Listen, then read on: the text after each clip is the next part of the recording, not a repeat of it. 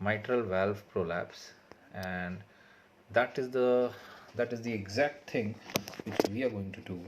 We are going to understand what is mitral valve prolapse of a very important valve in your body, which is called as mitral valve.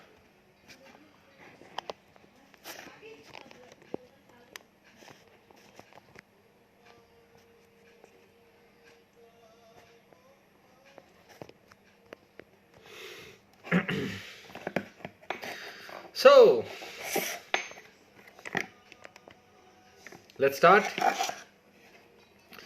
The session for today is a video with prolapse of the mitral valve. What is mitral valve prolapse? So नमस्कार, आदाब, सत श्री अकाल दोस्तों, कैसे हैं आप? नमस्कार, मैं हूं डॉक्टर परमजीत, आप देख रहे हैं डॉक्टर एजुकेशन। सो दोस्तों, आज हम बातचीत करने वाले हैं माइट्रल वाल्व प्रोलैप्स के बारे में कि हाँ, ये क्या चीज है, ये क्या बला है, आज हम जानेंगे। माइट्रल वाल्व प्रोलैप्स यानी कि आपके दिल के अंदर मौजूद एक दरवाजा, जो कि आपके लेफ्ट और राइट दो पार्ट होते हैं हार्ट के अंदर। बोलेंगे लेफ्ट हार्ट सर, ये क्या, हमको तो पता है एक ही हार्ट होता है, तुम दो हार्ट नहीं, एक ही हार्ट में दो पार्ट होते हैं और हार्ट के अंदर दरवाजे होते हैं। हार्ट के अंदर 4 दरवाजे होते हैं, ऐसा 4, ठीक है। 2 होते हैं मेन, 2 होते हैं, तो बहुत सारे होते हैं और भी होते हैं, मगर 4 दरवाजे आपको याद रखने होते हैं। और याद तो करने की जरूरत नहीं है, समझ नहीं होते। समझने में भी एक दरवाजा है माइट्रल वाल्व। माइट्रल वाल्व वो दरवाजा है जब हार्ट के लेफ्ट वाले साइड में एक कमरे से दूसरे कमरे में खून पुश किया जाता है, ठक ठक ठक ठक। सो जब इस वाल्व में माइट्रल वाल्व में इट इज बेसिकली 2 लीफलेट होते हैं, ठीक है। माइट्रल वाल्व में इधर ऐसे वाल्व होता है, मतलब नीचे से अगर ब्लड जा रहा है तो वो ऊपर की तरफ खुलेगा और वापस आने की कोशिश करेगा तो बंद हो जाएगा। सो that is mitral valve which acts like this, ऐसे ऐसे करता है, ऐसे ऐसे खुला गया बंद, mitral valve. What is prolapse? Mitral valve prolapse का मतलब है कि ये वाल्व के जो लीफलेट्स हैं, इसको लीफलेट्स बोलते हैं, पंखुड़ियां। ये पंखुड़ियों में से एक आधी पंखुड़ी या दोनों पंखुड़ियां जो है इधर से बंद होने की जगह ऐसे वापस जा रही हैं। So this can go like, ये खुला और ये खुला और ये बंद होने की जगह आधा। सो व्हाट हैपेंस, ब्लड जब इधर जा रहा है, इधर तो जा रहा है, फिर वापस जाके बंद होने की जगह वापस में थोड़ा लीक हो रहा है। दिस कैन हैपन, लीक वापस, फिर खुला, फिर लीक, सो दिस मूवमेंट कि ये इसमें चिपक नहीं रहा, मतलब इसमें बंद नहीं हो रहा, it can prolapse. So prolapse back movement, opening, just like मान लीजिए आपका किसी चीज का मान लीजिए आपने ढक्कन है, कोई ढक्कन है, आधा खुल गया, तो वो आधा दरवाजा खुल रहा है तो it can leak whatever is there inside, चाहे हवा है, पानी है, खून है, तो खून लीक हो रहा है वहां पे, तो that is leakage. So heart के अंदर जो वाल्व है, अगर वो बल्ज भी होता है, मान लीजिए ऐसे बल्ज होता है और जरा सा लीक होता है, बल्ज होता है जरा सा लीक होता है, बल्ज होता है जरा सा लीक होता है। सो बल्जिंग इज देयर, एक ऑप्शन होता है, एक होता है प्रोलैप्स, एक होता है पूरा का पूरा प्रोलैप्स, एक होता है दोनों ही प्रोलैप्स हो रहे हैं। सो दोनों वाल्व जो है प्रोलैप्स हो रहे हैं, ऐसे ऐसे खुल रहे हैं, जय माता दी चल रहा है। So a lot of prolapse can happen, it can become like a parachute bulging, ऐसे पैराशूट बन सकता है, ऐसा ऐसा बन सकता है। So a lot of structural abnormality can happen in the heart, ये एक स्ट्रक्चरल एबनॉर्मलिटी है, राइट। सो यहाँ जब ये नीचे जो है, नीचे लेफ्ट एट्रियम है, ऊपर लेफ्ट वेंट्रिकल है, ऐसे होता है वो। So that is how mitral valve is. So mitral valve prolapse can lead to this which is called as mitral regurgitation. Regurgitation मतलब लीकेज। सो ये समझना क्या जरूरी है, देखो मोस्ट लोगों में ये होता है, ऑलमोस्ट सभी को थोड़ा बहुत लीकेज होगा एट सर्टन एज। किसी को कुछ उम्र में जाके, किसी को कुछ उम्र में जाके। It might not require mild leakage, does not require any treatment, कोई लाइफ थ्रेटनिंग नहीं है, कोई मेजर प्रॉब्लम, कोई सिम्टम कुछ नहीं आएगा। मगर अगर ये और कहने का मतलब ये है कि mitral valve prolapse is actually a life long disease. एक बार हो गया तो वो होता, वो नहीं ठीक होता। इट्स समथिंग लाइक कि जैसे आपके घर का दरवाजा है, अगर वो मान लीजिए एक जैसा बन गया, छोटा बन गया तो छोटा ही रहेगा, फिर उसको एडजस्ट करना पड़ेगा। या फिर टाइट है तो आपको काट के कर सकते हो, बट हार्ट के अंदर तो रिपेयरिंग नहीं कर सकते ना। यहाँ पे तो no, it does not like work like that. You can do some repairing by surgery, but it's not so easy like repairing your darwaza. So mitral valve prolapse will stay with you if you don't correct it or manage it. How to manage, how to correct, that's what we will be discussing today. तो क्या करना है? कई लोगों में पता भी नहीं चलता, कई लोगों में एम ही अल्ट्रासाउंड जब इकोकार्डियोग्राफी कर रहे हैं, किसी ने करवाया, कंपनी ने करवाया, ऑपरेशन से पहले करवाया, तो पता चलता है माइट्रल वाल्व प्रोलैप्स है, माइट्रल वाल्व रिगर्जिटेशन है, there is a little bit of leakage, mitral valve regurgitation. तो उससे कोई दिक्कत नहीं है, ज्यादातर कोई साइन सिम्टम नहीं आता है। सिम्टम कब आएगा? जब लीकेज ज्यादा होगी। A lot of leakage will be there. When the leakage will be more leakage. So what will happen? उस नीचे वाले चेंबर में, एट्रियम में, जहां पर ब्लड जाना है, वहां से बार बार वापस आएगा, लीकेज होगा। सो उस लीकेज वाले चेंबर का साइज बड़ा हो सकता है, उस एरिया का साइज बड़ा हो सकता है, एंड वो साइज बड़ा होके the heart can respond differently. Heart के रिदम में प्रॉब्लम आ सकती है, फड़फड़ा सकता है वो एरिया, एक बार साइज बड़ा हो गया तो। सो ऐसे केसेस में लेफ्ट एट्रियल डायलेटेशन, जिसको हम कहते हैं, बड़ा हो जाना देखा जाता है। ऐसे केसेस में अगर माइट्रल वाल्व लीकेज मॉडरेट हो गया, एक होता है माइल्ड, मॉडरेट, सिवियर, ऐसा माइल्ड है कोई बात नहीं, मॉडरेट है, सिवियर है, तब सिम्टम आते हैं। मॉडरेट हो गया तो दिल की धड़कन बढ़ सकती है, रिदम प्रॉब्लम आ सकती है, और अगर रिदम प्रॉब्लम आती है तो चक्कर भी आ सकता है, लाइट हेडेडनेस हो सकता है, डिजीनेस हो सकता है, ब्रीदिंग प्रॉब्लम आ सकती है। अगर वो मॉडरेट से सिवियर हो गया तो ब्रीदिंग प्रॉब्लम आएगी लिटरली, बिकॉज ये समझिए कि एक हार्ट के एरिया से जितना ब्लड जाना चाहिए उससे आधे से ज्यादा वापस आ रहा है। So blood is coming back, so बाहर ब्लड आएगी नहीं। हाँ, मान लो आपने खाना मुंह में डाला, ज्यादातर बाहर आ जा रहा है, समथिंग लाइक दैट। सो ज्यादातर खाना बाहर आ जा रहा है, दैट इज अ लीकेज। जरा सा बाहर आ गया तो कोई बात नहीं, आपसे कर खा लोगे, चलो कोई बात नहीं, ज्यादातर तो खाया गया। पर बहुत आधा खाना बाहर आ रहा है तो मुंह में डाला कि बाहर आ रहा है, मुंह में डाला कि बाहर आ रहा है, then there is a problem. और लिटरली 70-80% वापस आ रहा है तो खा ही नहीं पाओगे। That's what is happening in the heart. कुछ खाना वापस आ जा रहा है, सो कुछ ब्लड वापस आ जा रहा है, that is called mitral valve leakage. जरा सा आ रहा है, जरा सा सबके साथ उम्र में होता है।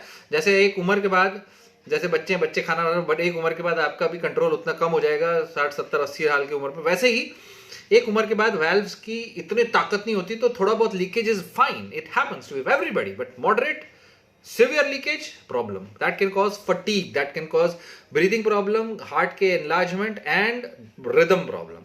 So ऐसा कुछ हो रहा है, then you have to see the doctor. Okay, cardiologist do an echocardiography, heart की सोनोग्राफी करनी होती है। एंड अगेन इसका कारण क्या होता है? इसका कारण कई सारे हो सकते हैं। हार्ट के किसी और कारण के वजह से अगर हार्ट का साइज बड़ा हो गया, या जो हार्ट के उस एरिया जहां पर ये लगा हुआ है, वहां का जो वॉल है, वहां जाने वाली खून की नस में हार्ट अटैक आ गया, तो वो एरिया पतला हो जाएगा, वो एरिया थोड़ा फैल जाएगा, तो भी लीकेज होगा। तो हार्ट अटैक की वजह से हो सकता है। कंजेनाइटली बचपन से ही हार्ट का अजीबोगरीब साइज है, थोड़ा बहुत ये बड़ा है, थोड़ा ये है, तो कंजेनाइटली बचपन से हो सकता है। अ little bit of leakage, a lot of connective tissue disorders can happen, a lot of, मान लीजिए ब्लड प्रेशर हाई रहता है, उसके वजह से स्ट्रक्चरल चेंजेस हो सकते हैं हार्ट में। स्मोकिंग करना, अल्कोहल लेना, अनहेल्दी लाइफस्टाइल, वजन बहुत ज्यादा हो गया है, प्रेशर आ गया, all these things can actually lead to a little bit of mitral valve regurgitation, mitral valve prolapse.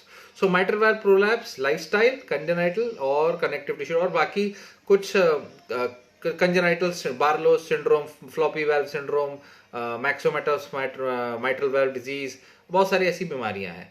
So ऐसे में अगर बचपन से आपको, मान लीजिए कोई मार्फन सिंड्रोम है, अर्लर-डैनो सिंड्रोम है, एप्स्टीन एनोमली है, मस्कुलर डिस्ट्रॉफी है, स्कोलियोसिस है, यानी रीढ़ की हड्डी टेढ़ी है, तो भी हो सकता है, या थायराइड बहुत ज्यादा हाई है, थायरोटॉक्सिकोसिस टाइप, ग्रेव्स डिजीज है, तो भी हो सकता है। सो ये सारे प्रॉब्लम हो सकते हैं, कारण है। इसका कॉम्प्लिकेशन क्या हो सकता है? ज्यादा से ज्यादा क्या हो सकता है? क्या हो जाएगी? मर तो नहीं जाओगे ना? नहीं मरोगे, ऐसे नहीं मरोगे। अगर वो बहुत सीवियर हो गया, माइल्ड तो मोस्ट लोगों को होता है, माइल्ड का टेंशन नहीं लेना, तो इसको ऊपर निगरानी रखनी पड़ेगी ना।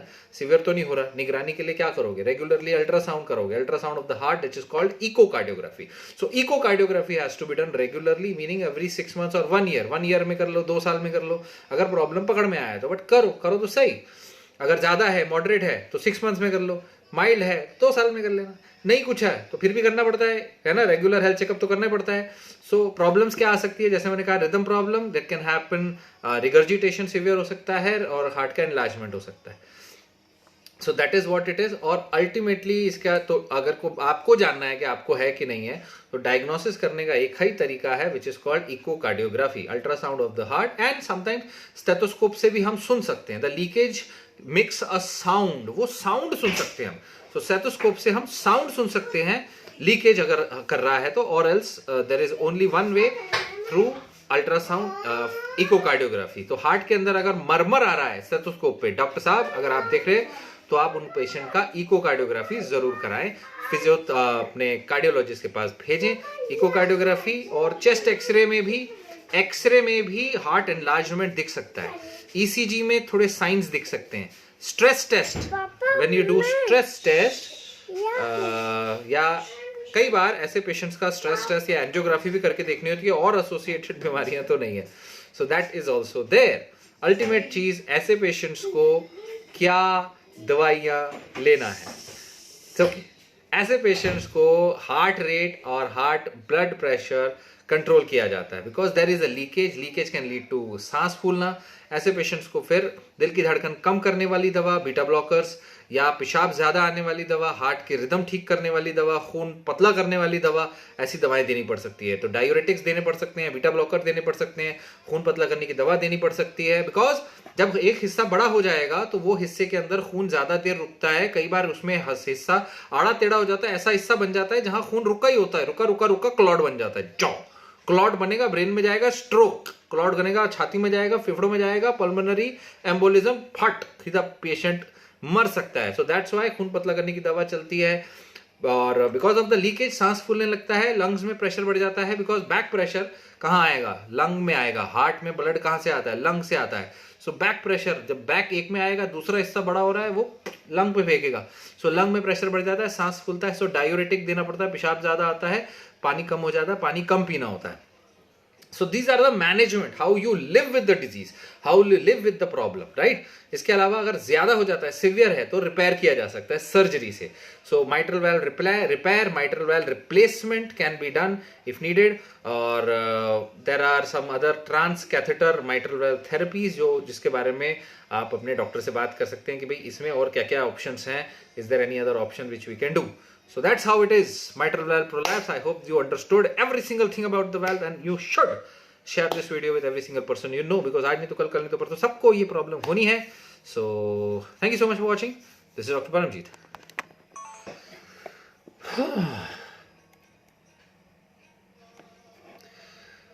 ए दुनिया दुनिया शहर मेला मेला दस्तगीरी।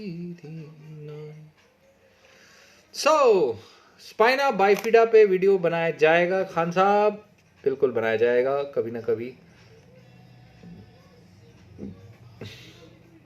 सॉरी। सो सवाल पूछने का टाइम आ गया है दोस्तों, अगर आपके पास कोई सवाल है तो सवाल पूछिए। Anything you want to say about farmers protest? I want to go there and I will go there. We are planning to go there and I am with every single farmer. मेरे मैं तो यही बोलूँगा कि भाई government should understand, government does not understand. जिद्दी नहीं बनना चाहिए किसी को, सिंपल सा रूल, सिंपल छोटे मोटे एक्सटेंशन बना के भी थोड़ा बहुत तो समझना चाहिए। It's not a big deal to understand. Every single person on earth understands. उनको क्या दिक्कत है यार। Something about farmers, we can we more than 30 in a meal? Yes, you can take more than 30 grams of protein in a meal, but then it's not the best way, but yeah, you can take it. Absorb होगा, don't worry. Thank you Ayu, thank you.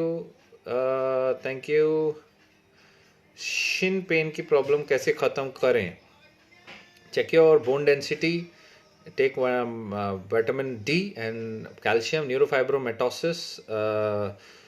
You need to consult a neurologist, and it's kind of a permanent condition if it is actually neurofibromatosis.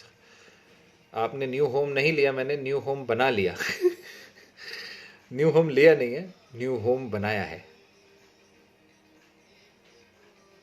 मतलब वही home को redecorate किया है। Thank you. Vertigo occurs because feeling eyes and forehead heavy, so what to do? You can check your eyes, eye के number check कराइए, कान को check कराइए, and you should find out the reason for your vertigo. It might be correctable. वरना ऐसा नहीं कि vertigo ठीक नहीं हो रहा बस दवाई खा रहे हैं. Not like that. Nobody wants like that. नागर जी, मेरे राइट हैंड में गांठ थी, उसका एफएनएसी करवाया, उसमें मल्टीपल न्यूरोफाइब्रोमेटोसिस आया है, क्या होता है ये? एक वीडियो उस पर भी बनाएंगे. फिलहाल ये समझ लीजिए कि नसों में फाइब्रोसिस, नसों खून इलेक्ट्रिकल नसों में न्यूरोफाइब्रोमेटोसिस यानी फाइब्रल टिश्यू एक के बाद एक जमा होते जा रहा है. तो वो चीज़ समथिंग लाइक परमानेंट टाइप है, उसको फिर ऑपरेट करके ही निकालना पड़ेगा. No other way. Stomach pain also after eating and loose stools. So how to cure permanently? I have to evaluate the patient. ऐसे नहीं बता सकते. You can still फिलहाल के लिए you can take some Drotin or some antacid. आने दो. छोटू उस्ताद आ जाओ. छोटू उस्ताद इधर आओ. क्या कर रहा है छोटू उस्ताद? क्या कर रहा है? What it is? Neurofibromatosis is not harmful. Alright, it is a very harmless, benign kind of growth. और ये आपका जानवान नहीं लेगी. बस देखने में थोड़ी अजीब दिखती है, बस देखने में गंदी दिखती है, इसलिए लोग निकालते हैं. राइट. गांगुली जी के बारे में मैं कल परसों बात कर चुका हूँ. मेरे वीडियो देखा करो भैया, आपको पता चल जाएगा. पैनिक अटैक्स के बारे में हमने एक एंजाइटी वाला वीडियो बनाया था. Search anxiety by doctor education. Body weakness हो रहा है, जैसे लार्ज मोटा, जैसे लग रहा मोटा होना है, तो क्या खाना बेटर है? एक सीधा बैठो, आ जाओ. मोटा होने के लिए मूंगफली और गुड़ और चना और घी और मलाई, ये अच्छी है. मलाई और घी, बटर थोड़ा कम, बट मलाई खा सकते हैं थोड़ी बहुत ही. सर्दी में लोग कहते हैं कि खूब डाइजेशन होता है, लेकिन मुझे लगता है इनडाइजेशन हो जाता है, कभी कॉन्स्टिपेशन, कभी खट्टे डकार. So everybody is different Praneeta ji. So you have to listen to your body. Your body can, or sometimes it might not digest so much of food or some type of food. So you have to listen to your body and give it that kind of thing. Vaccine आ गया है जी, हमारे hospital में आ गया है, Yashoda hospital, Nehru Nagar, Ghaziabad. So वहाँ तो आ गया है. अभी हमें ये नहीं पता कि कौन सी आई है, कोविशील्ड आई है, कोवैक्सीन आई है, हमारा माहित नहीं, पर पता चलेगा तो हम आपको बताएंगे. पर आ गया है वैक्सीन क्या होता है. Very good. ऐसे लोग हमें चाहिए दुनिया में. ऑलराइट सर, ग्रूमिंग के लिए कुछ टिप दीजिए, ये वीडियो बना दीजिए. मैं खुद ग्रूमिंग नहीं करता. मुझे कहते रहते लोग ग्रूमिंग करो. अब टेंशन नहीं, कैसे दिख रहे हो इतना टेंशन नहीं रहता. बस सही रखना अपने को, फीलिंग सही होनी चाहिए. एकाश इधर आओ. Squint eyes, my friend has problem. Squint के लिए आपको ऑप्थेल्मोलॉजिस्ट को दिखाना पड़ेगा. I can not help you, sorry. Protein salad meal recipe ऐसा है, जो भी वेजिटेबल दिखे काटो, है ना, उसको छड़क, और जो भी हाई प्रोटीन, लीन प्रोटीन वाला दिखे, सोयाबीन, पनीर, सोया, टोफू, चिकन, मटन, फिश, अंडा, उसको स्टीम करो, बॉईल करो, ग्रिल करो, उसको काटो, उसमें मस्त अपने तरफ से ऊपर से जो स्पाइसेस लगाने हैं, दही लगाना है लगाओ, और फिर दोनों को मिक्स करो, और फिर उसके ऊपर नमक या जो भी डालना है थोड़ा बहुत मसाला, नींबू, विनेगर डालो और खा लो. ठीक है. हैंड में टिंगलिंग हो रही है, then that needs B12. First thing आपको करना है, बी कॉम्प्लेक्स विटामिन चेक करने हैं या खाने हैं. प्रीगाबलिन भी ले सकते हैं.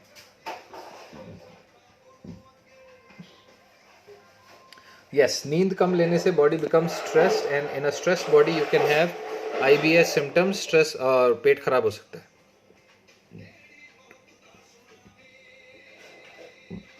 सॉरी. CRP LDL टेस्ट सबको कराना चाहिए after the age of 30-35. Refined soybean oil is मोटा होने के लिए अच्छा है, but not really for anything else. चलो दोस्तों, इट्स टाइम टू गो. उसमें heart beat problem, self heart diagnosis. Self heart diagnosis नहीं होता भैया. एकास की कर रहे हो? इथे का हाय बोल दो लोकां ਨੂੰ हाय तो कह दो, सत श्री अकाल कह दो. आओ जो थायराइड और कोलेस्ट्रॉल है तो सिंपल फूड ही लेती हूँ, रात को डेली दलिया ही खाती हूँ। Simple food is okay, no problem, tension मत लो। हनी सिंह जी पूछो। सिंपल फूड ही लेती हूँ, रात को डेली दलिया ही खाती हूँ। सी इट्स नॉट अबाउट क्या खाते हो, अगर आपको फिर भी दिक्कत हो रही है तो इट नीड्स टेस्ट करने पड़ेंगे, इवेलुएट करना पड़ेगा। मतलब हर चीज़ सिर्फ इससे नहीं होती है कि कुछ उल्टा सीधा ही खाया होगा। मैं अकोला में था 2003 में, 2003 टू 2004 5 6 7 8 9 तक।